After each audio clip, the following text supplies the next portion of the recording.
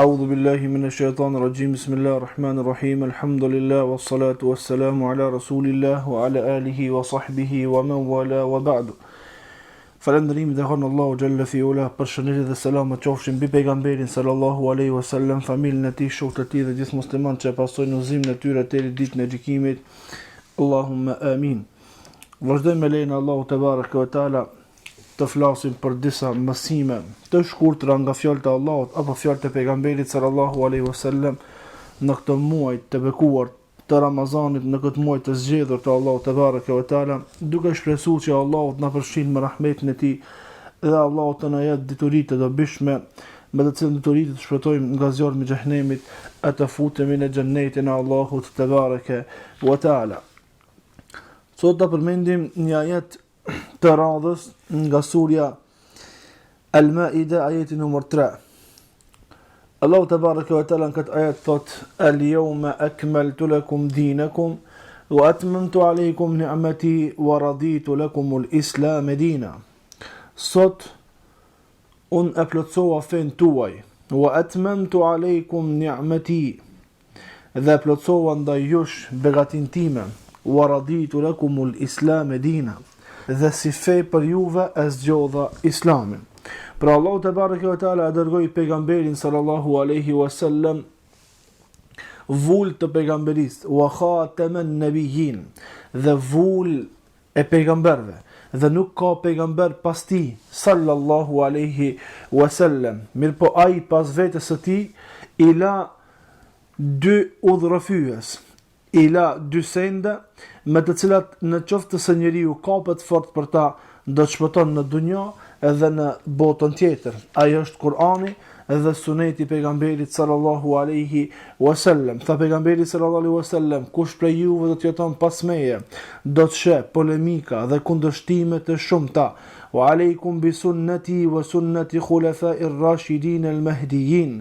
Ju këshilloj që ju të kapeni fort për sunnetin tim dhe sunnetin e udhëheqësve të drejtë. Ju këshilloj që të kapni fort sunnetin tim, të kapni fort me dhëmballa.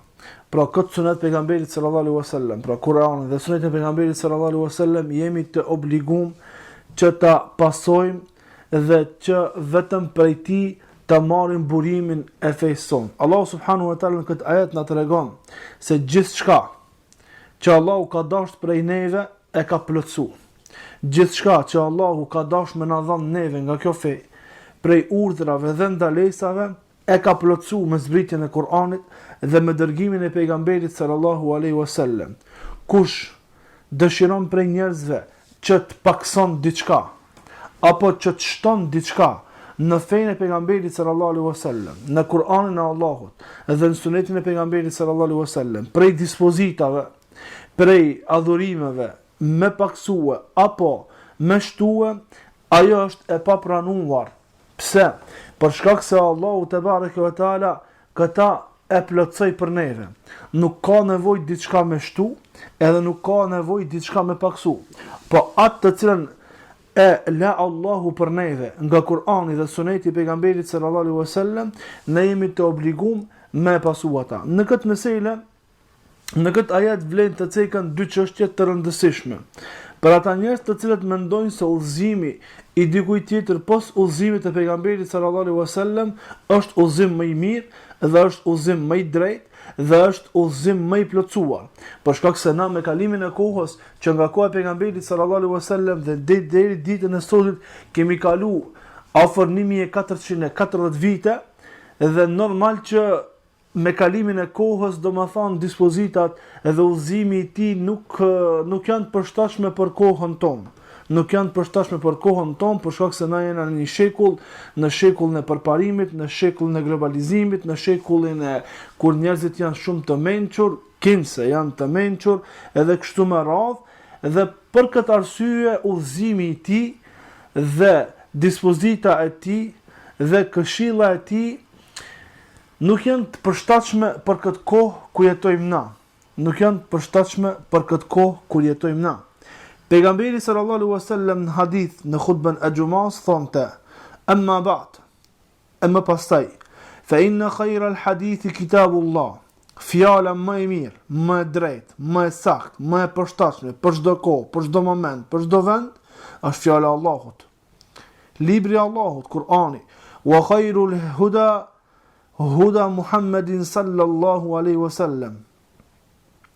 Dhe udhëzimi, wa khairul hadi, dhe udhëzimi më i mirë, më i përshtatshëm, më i drejtë është Hedju Muhammedin sallallahu alaihi wasallam, është udhëzimi i pejgamberit sallallahu alaihi wasallam. A thu vallë pse? Për shkak se Allahu në Kur'an në surën Najm në ajetin 4 tha: In huwa illa wahyu yuha. Fjala e pejgamberit nuk është diçka tjetër pos një shpallje e cila i shpallet atina. Pra kur flet pejgamberi sallallahu alaihi wasallam nuk është kur me fol filani dhe alani prej njerëzve. Udhëzimi i tij është i plot. Udhëzimin që e la pejgamberi në hadithet e tij sallallahu alaihi wasallam mjafton për neve. Nuk kemi nevojë të shtojmë diçka, siç kanë shtuar njerëzit me kalimin e kohës, që nga periudha e parë pas sahabeve, pas gjeneratave të para që kanë shtu prej adhurimeve dhe sendeve në fenë e Muhamedit sallallahu alaihi wasallam, dhe derisa ka ardhur zamani në kohën e fundit që njerëzit me paksu, që njerëzit kanë arrit me një drejtë ku dëshirojnë me largu shumë hadithe dhe shumë ajete kuranore nga dispozita me pretekstin se ato nuk janë të përshtatshme për kohën të cilën jetojmë na.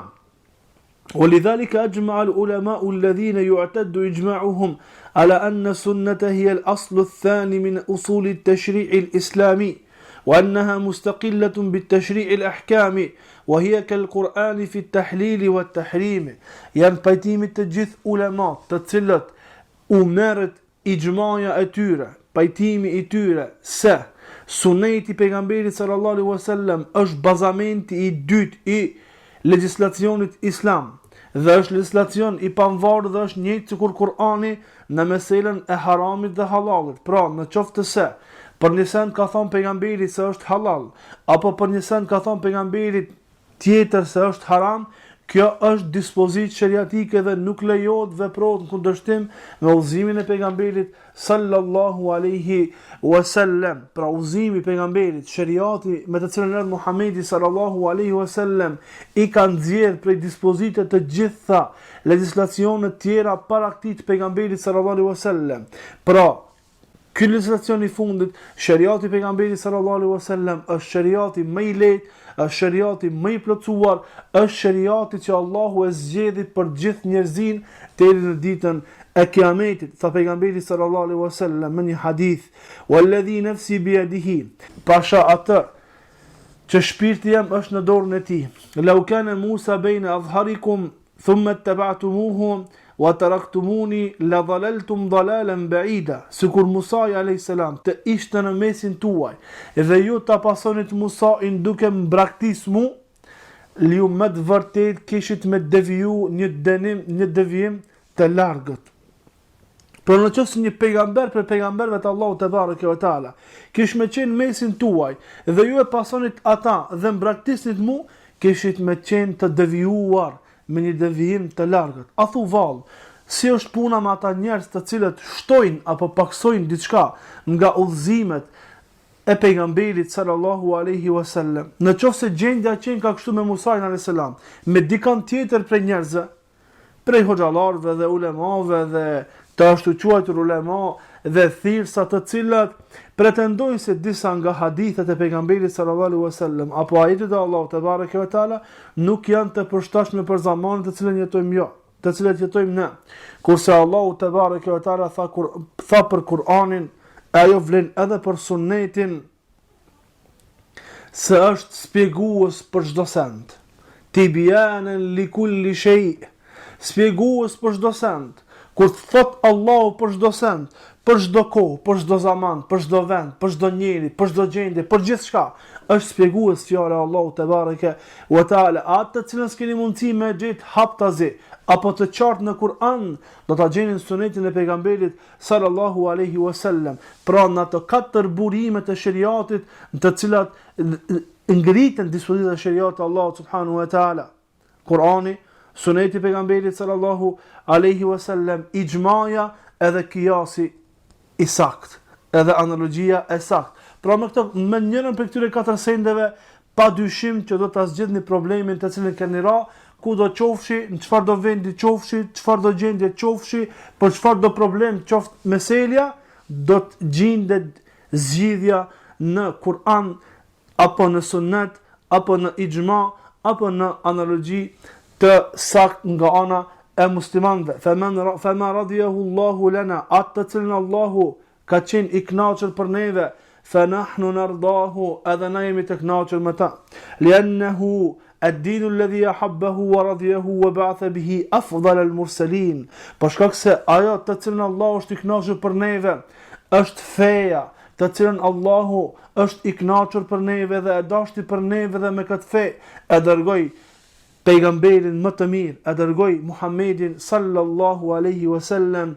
Inna ad-dina 'inda Allahi al-Islam. Feja e vetme pranuar te Allahu është feja e Islamit, feja me të cilën erdhi pejgamberi sallallahu alaihi wasallam. Dhe çështja tjetër e rëndësishme është çështja, pra të kjo ajet, çështja e plotësimit të fesë, është një meselë e rëndësishme, e çështja është kjo. Pra, kush beson se gjykimi apo dispozitat e dikujt tjetër pos pejgamberit sallallahu alaihi wasallam dhe Allahu te bareke ve taala janë dispozita më të mira, janë gjykime më të mira dhe më të sakta për shkak të kohës dhe vendit ku ne jetojmë. Pra, dikush që mendon se liberalizmi apo komunizmi apo demokracia apo kanuni apo adetet e ndryshme apo gjykimi i plakit të katunit është më i mirë se sa gjykimi i Allahut te bareke ve taala, është më i mirë se sa gjykimi i Allahut te bareke ve taala, apo i jep përparësi gjykimit të këtyre legislacioneve të ndryshme pos shariatit të Allahut subhanahu wa taala, fa hadha kafirun bi ijma'i ahli al-ilm, me pajtimin e krejt dietarëve, ky person nuk është musliman, del nga feja Allahu te bareke ve taala për shkak se i ka dhënë përparësi apo për shkak se ka besu se feja, se gjykimi dhe dispozitat më të mira janë dispozitat e sistemeve të ndryshme, kanuneve të ndryshme, njerëzve të ndryshëm pos Allahut dhe pejgamberit sallallahu alaihi wasallam. Argument, thot Allahu te bareke ve taala në Kur'an: "Alam tara ila alladhina yaz'umuna annahum amanu bima unzila ilayka wama unzila min qablika yuriduna an yatahakamu ila at-taghut wa qad umiru an yakfuru bih wa yuridu ash-shaytanu an yudhillahum dalalan ba'ida." A nuk i shef ata të cilët pretenduan se besuan në Allahun dhe në atë që zbriti nga Allahun dhe në atë që zbriti para teje, yuriduna yatahakamu ila at-taghut, dëshirojnë që të shkojnë gjykohen te taguti, te një sistem tjetër po sistemit të Allahut, te një shariat tjetër po shariatit të cilën erdhi pejgamberi sallallahu alaihi wasallam. Wa qad umiru an yakfuru bih, kurse ata ishin të urdhëruar që ta mohojnë atë gjykim tjetër pos ligjit të Allahut te bareke ve taala. Wa yuridu ash-shaytanu an yudhillahum dalalan ba'ida, e shejtani dëshiron t'i devijon me një devijim të largët. Pastaj tha të njëjtën sura Allahu te bareke ve taala në surën Nisa, pra në ajetin 65, tha Allahu te bareke ve taala: "Fala wa rabbika la yu'minuna hatta yuhakkimuka fima shajara bainahum thumma la yajidu fi anfusihim harajan mimma qadayta wa yusallimu taslima." Jo pasha Zotin tant, ata nuk kanë besu përderisa të marrin ty për gjykatës në problemin që ata e kanë. Thumma la yajidu fi anfusihim harajan mimma qadayta, dhe pastaj mos të gjejnë paknatësi në vetët e tyre për çështjen të cilën ty gjykoven, wa yusallimu taslima, dhe pastaj të dorëzohen me një dorëzim të plot gjykimit që ke gjykuar ty. Pra kur gjykon Allahu apo pejgamberi sallallahu alaihi wasallam, obligohet njeriu me 3 sende. Fillimisht ta merr si gjykatës Allahun dhe pejgamberin. Pastaj kur gjykohet me fjalën e Allahut dhe fjalën e pejgamberit sallallahu alaihi wasallam, mos të gjeje paknatësi në veten e tij në gjykimin që ka ndodhur, në gjykimin që e ka prej kadia me fjalën e Allah dhe fjalën e pejgamberit sallallahu alaihi wasallam, dhe pastaj ti dorëzohet me një dorëzim të plot gjykimit të Allahut dhe gjykimit të pejgamberit sallallahu alaihi wasallam.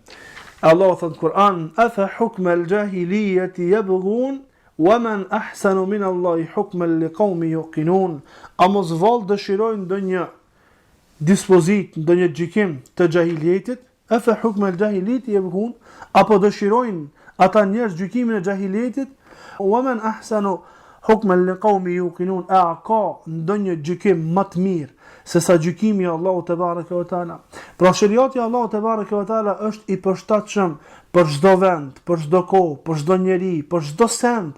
Është i përshtatshëm shariati i Allahut te bareke ve taala, dhe se vetëm me gjykimin e shariatit të Allahut te bareke ve taala njerëzit kanë me gjetë drejtësinë. E në gjykime të tjera që na i shohim me sytë e tanë, e shohim zullumin dhe padrejtësitë që bëhen me rishfete të ndryshme, me zullume të ndryshme, me padrejtësi të ndryshme, për shkak se sistemi të cilën është ndërtuar është sistem jo i drejtë, sistem të cilën ata kur dëshirojnë e ndryshojnë ligjin që ata vetë e kanë vendosur, për shkak se ky ligj nuk qenë ka i përshtatshëm, ky ligj është i përshtatshëm, sot e heqim këta, e vendojmë këta, kurse me zbritjen e fjalës së Allahut në surën Maide, sot unë u aplotsova fen tuaj, Allahu te bareke ve taala e ka plotsu çështjen. E tha Allah në Kur'an: "Fa in tanaza'tum fi shay'in farudduhu ila Allahi war rasuli in kuntum tu'minuna billahi wal yawmil akhir dhalika khayrun wa ahsanu ta'wila." Në qoftë se ju